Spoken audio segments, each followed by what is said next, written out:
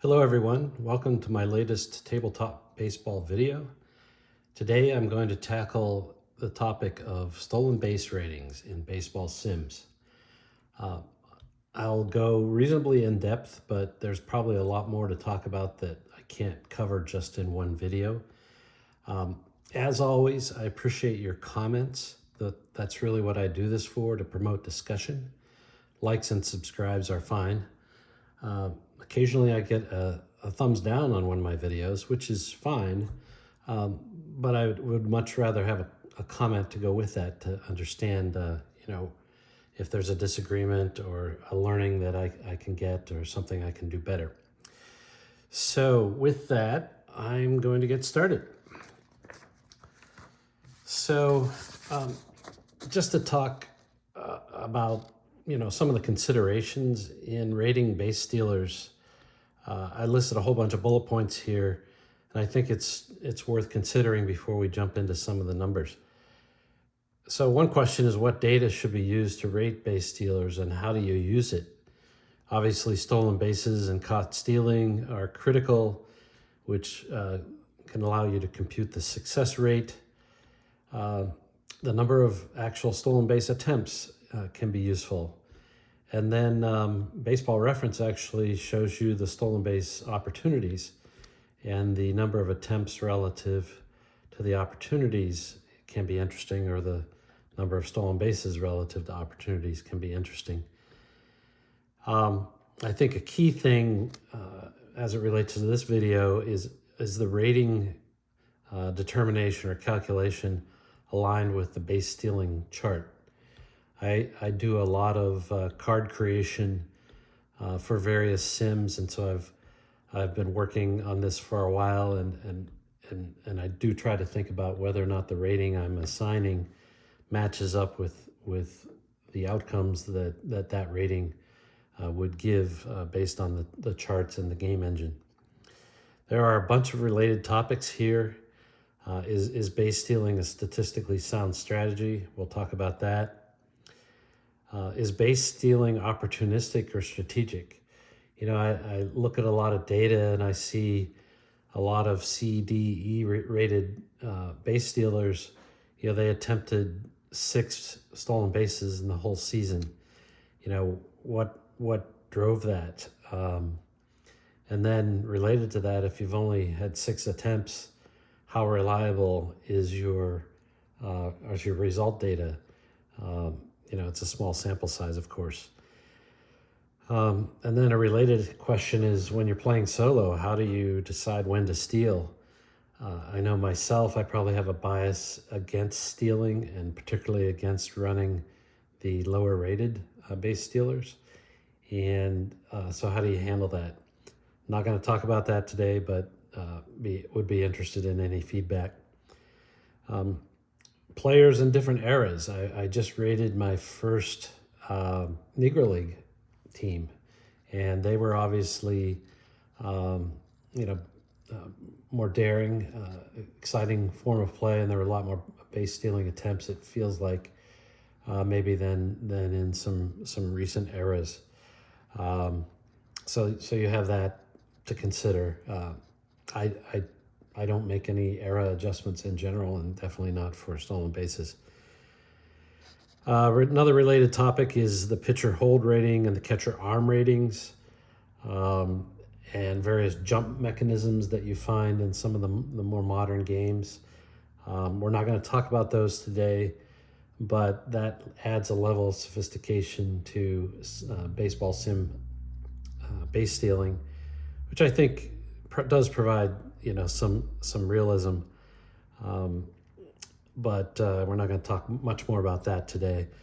And then I don't know what to do about the new rules in 2023. We have bigger bases, and there's a throw-over limit for the pitchers.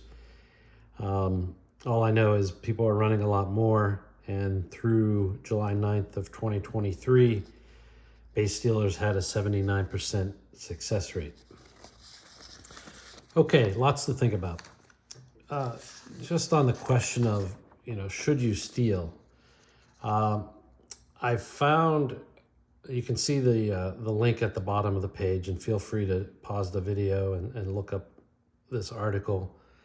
But in this article, they were talking about the historical success rate in stealing, which goes back to about 1951, where it was under 60%.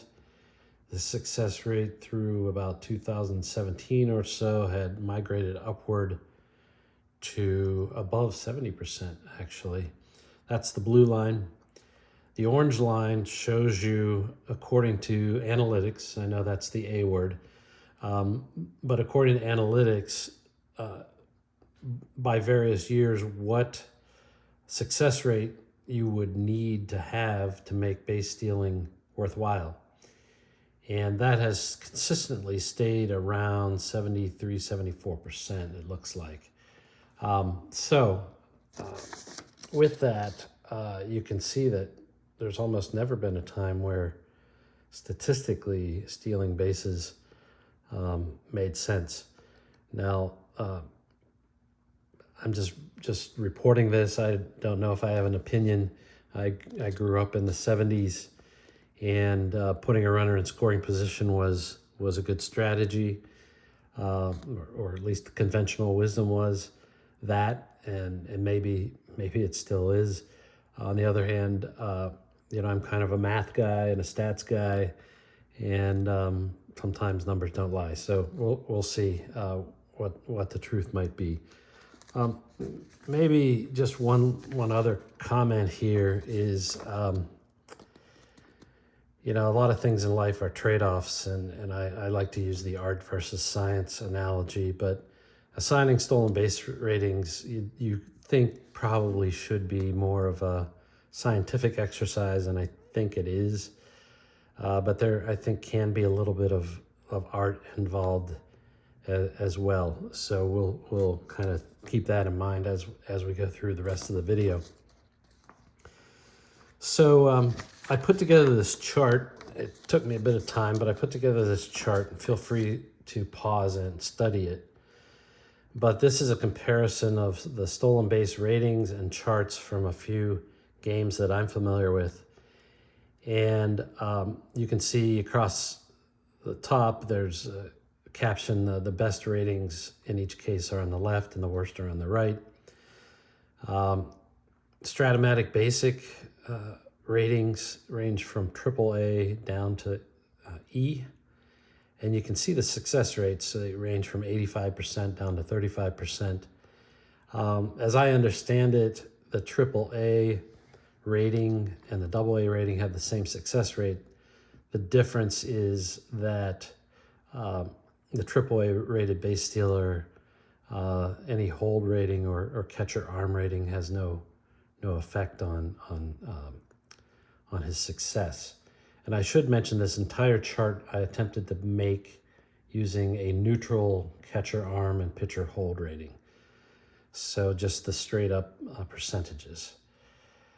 The next one, and I'm going to talk more about this at the end of the video, but the next one is Statis Pro. They have ratings from A to E. The success rates range from 81% at the top to 57% in the bottom. Statis Pro had a very unique stolen base chart, which I'll show you at the end. And therefore, I think these percentages are only half the story. I would also say it's really still not clear to me after doing research why the D and E rated stealers had that success rate, the identical success rates, and quite frankly, why it was so high. But so be it. Sports Illustrated Baseball, something I've spent a lot of time with over the last 9 months or so, had 6 ratings ranging from 0 at the worst to 5 at the best. And it's a pretty reasonable chart. Not a lot different from the Strat-O-Matic success rates. Maybe a little higher, a little lower in some cases. That's assuming that I've summarized it correctly. One example is Joe Morgan in 1971 got the top rating of a 5.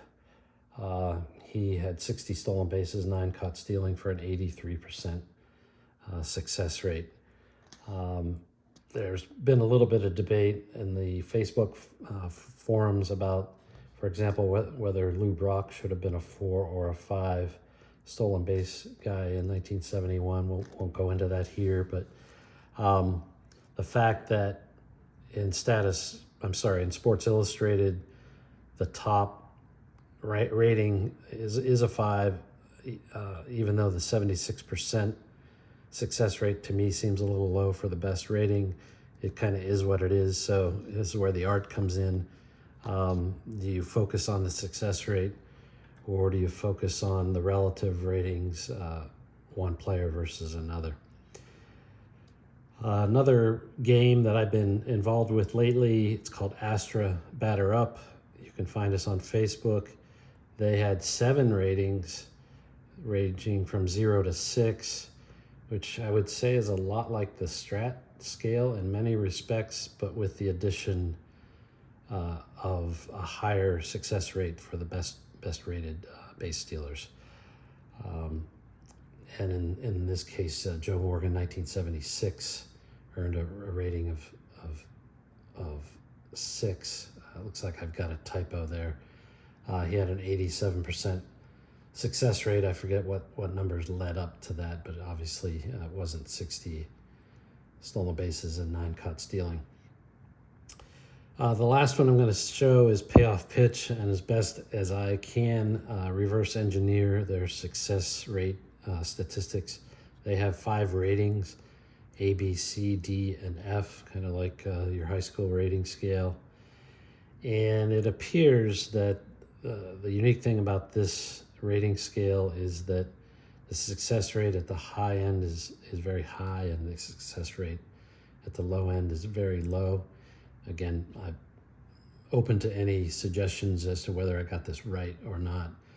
One example is Omar Marino, 1979, B rating, 77 stolen bases, 21 caught stealing, 79% success rate. So of the choices here, B probably makes sense. Okay, with that, I'm going to talk about Rickey Henderson, probably one of the more famous base stealers of all time. And this is a recap of his base stealing history. And I'm trying to suppress a sneeze here, so bear with me. So you can see he started out in 1979. Excuse me 1 second. Sorry, allergies. Anyway, in 1979, he had 33 stolen bases, 11 caught stealing, 75% success rate. They gave him a AA rating in Strat. By 1980, he was on fire. He stole 100 bases, 79% success rate, so he earned a AAA rating. And as you can see here, there were a few times over the years he did earn that coveted AAA rating. I think the thing I want you to focus on here or think about as we lead to the to the big reveal in a couple minutes is, how was his rating assigned? Was it assigned by number of stolen bases or success rate or something else? And once again, feel free to pause the video and study the table. Rickey had a long career, and so as you can see here, in 1993, he had a very high success rate, but a lot fewer steals, 53, and he ended up with a AA rating. In fact, he never got another AAA rating for any of his seasons following that. And then in his last few years, he became a bit of a journeyman, and still a good base stealer, but you can see his Strat rating fell to an A and then ultimately to a B. But in the last couple of years, he was not stealing all that much. And amazingly, over the course of his career, he had a 81% success rate, which is incredible, to be honest. So again, feel free to pause this and study it a little bit. I'm going to transition now to explain how you might develop your own stolen base ratings, but maybe before that, you'll bear with me. Go back in memory lane here, but in the mid 70s, probably around 1975, I came up with my own dice only baseball game, which my friends and I played for hours. And you can see at the bottom, we had a stolen base metric where you rolled 2d6 dice. You subtract the low from the high. If the difference was 0 or 3, or if any roll had a 5 in it, then the runner was safe, otherwise the runner was out. So this is on high school tablet paper, which has survived the test of time. Well, following that, more recently, I actually did some study, and I created charts that align with the original rules. And the original rules had a 53% safe success rate. For purposes of the modern version of this game, it's up to 64%. I have a completely different video on this game, a couple of them actually, so I won't belabor that. But subsequent to that, I started making a real baseball sim, and to be frank, it is largely, the engine is largely based kind of on the Strat type engine, but in the process, you can see here in the background, I did some analysis of Strat stolen base data, and this particular page that you see in front of you is dated November 24th, 1979, which would have been right after my Pirates won the World Series, and I was home from college. Apparently, instead of chasing girls, I was on Thanksgiving break looking at baseball statistics. It's a wonder I ever got married. Anyway, what you can see here is I'm trying to reverse engineer different players, and I've categorized these statistics by stolen base rating, and I'm looking at stolen bases and the success percent, and I'm calculating on the right that a AA rated player was successful 81% of the time, a single A 76% of the time, a B-rated stealer 70% of the time, a C 62% of the time. I haven't gone back to check and see how that compares to the actual chart. I guess I could have just done that, but I wasn't that smart back in 1979. I was a math guy and was taking advanced math in high school and college, and this led me to come up with an approach for estimating a stolen base rating. Now I'm going to refer to the Strat scale, but I've applied this to other sims, and it seems to work out okay. So with that, I am going to show you my formula, if you will, for creating stolen base ratings.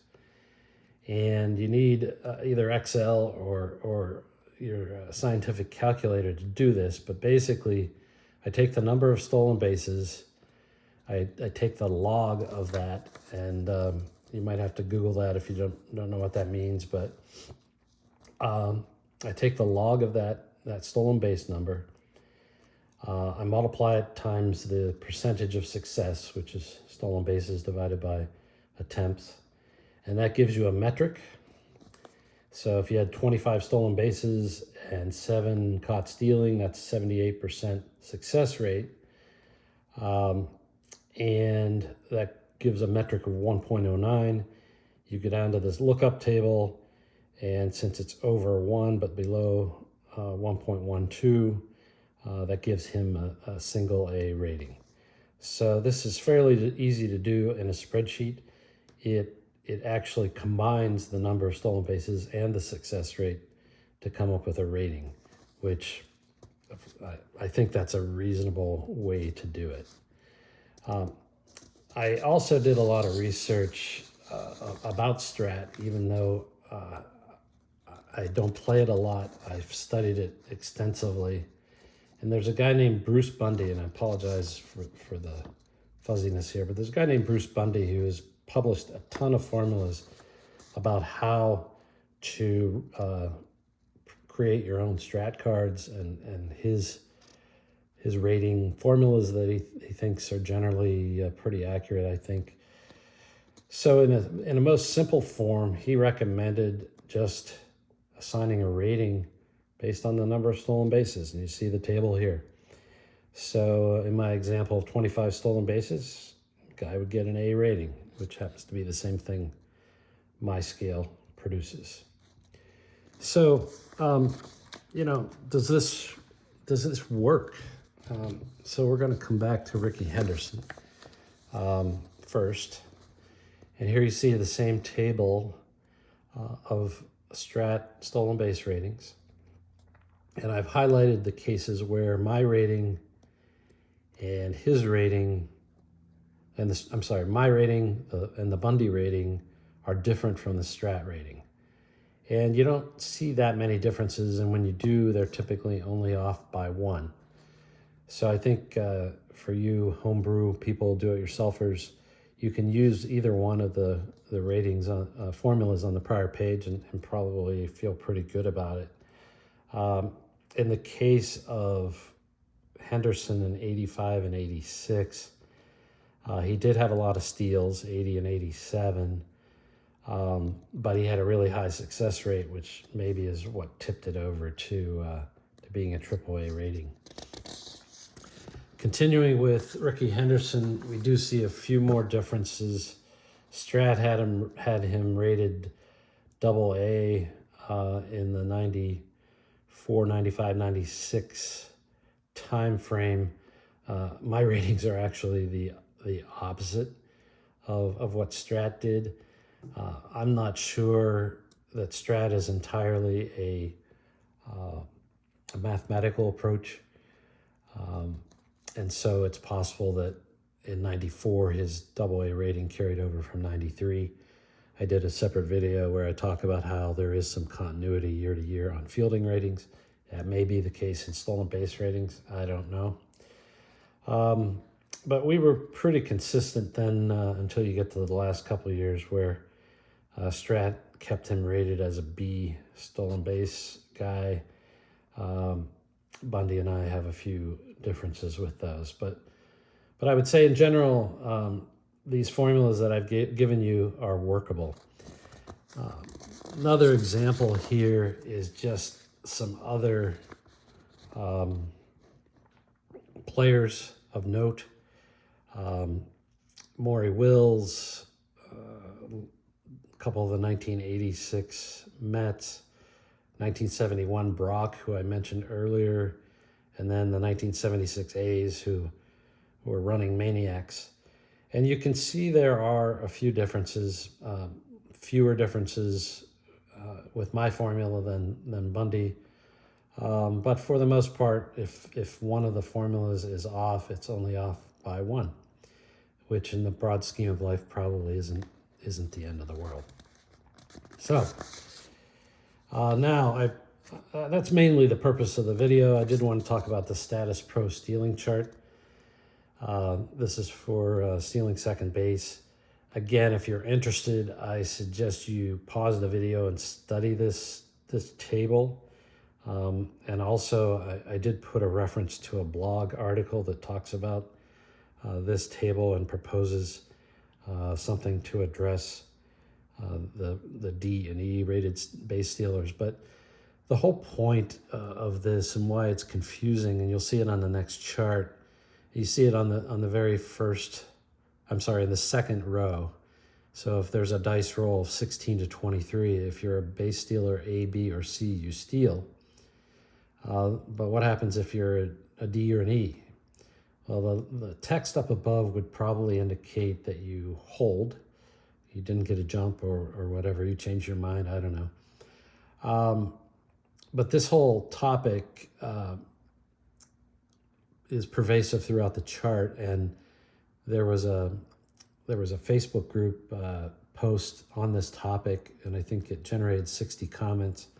there were some, I guess, differences of opinion on how to interpret some of these rows.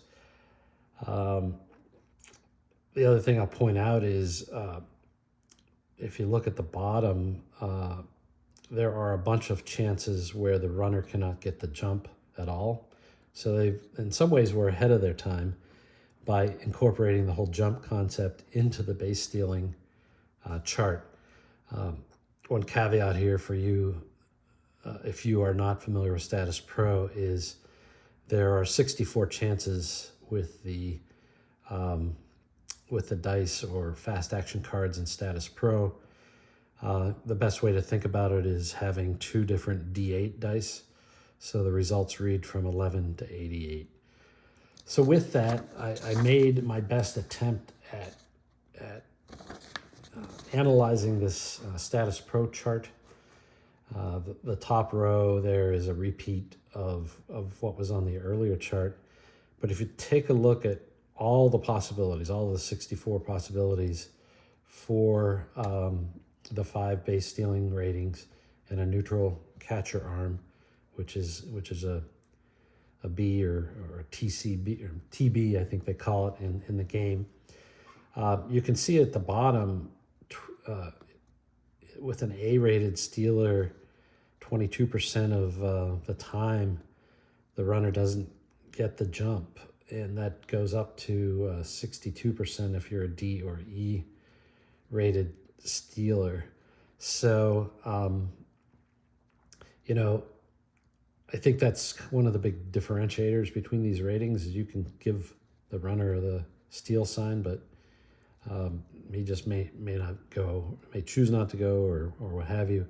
There's another 5% where there's a pickoff attempt, sometimes successful in the game, sometimes not. And then kind of some of the other outcomes. One is the person is safe, stealing second, but safe on an error instead of a stolen base. And then the stolen base and caught stealing as a percentage of all the chart outcomes.